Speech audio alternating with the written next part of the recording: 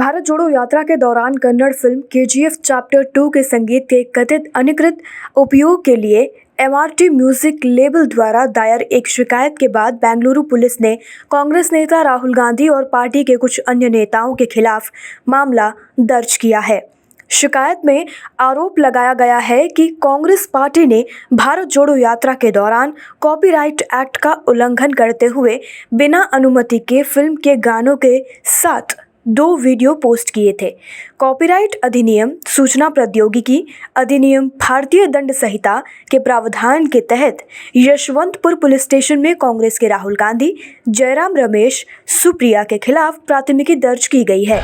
उद्धव ठाकरे ने महाराष्ट्र में मध्यावधि चुनाव की भविष्यवाणी की है, साथ ही पार्टी कार्यकर्ताओं से तैयारी शुरू करने को कहा है। शनिवार को पार्टी मुख्यालय सेना भवन में पदाधिकारियों की बैठक के दौरान उद्धव ने यह बात कही।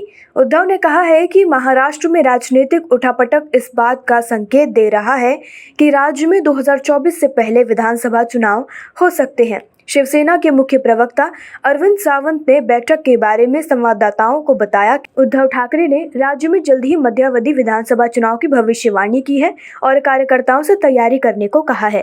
दिल्ली की एक अदालत ने एक महिला को धमकी देने के लिए आमतौर पर इस्तेमाल किए जाने वाले अंग्रेजी शब्द का इस्तेमाल करने के लिए एक पुरुष पर यौन उत्पीड़न का आरोप लगाने के मजिस्ट्रेट अदालत के आदेश को बरकरार रखा है।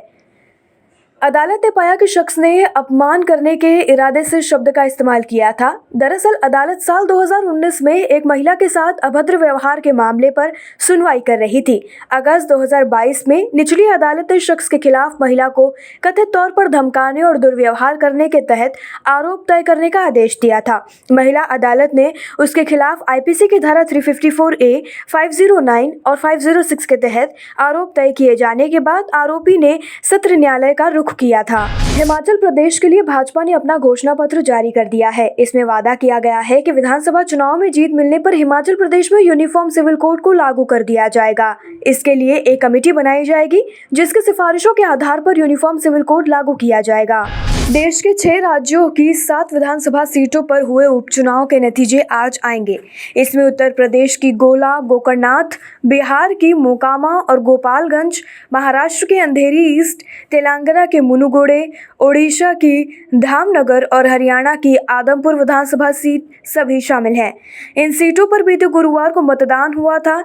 इन 7 सीटों में से 3 पर बीजेपी, 2 पर कांग्रेस और 1 सीट पर आरजेडी और उद्धव ठाकरे गुट की पार्टी का कब्जा था। 9वें दौर की मतगणना के बाद राजद की नीलम देवी ने मोकामा विधानसभा सीट पर लगभग 40,060 वोटों के साथ बढ़त जारी रखी है।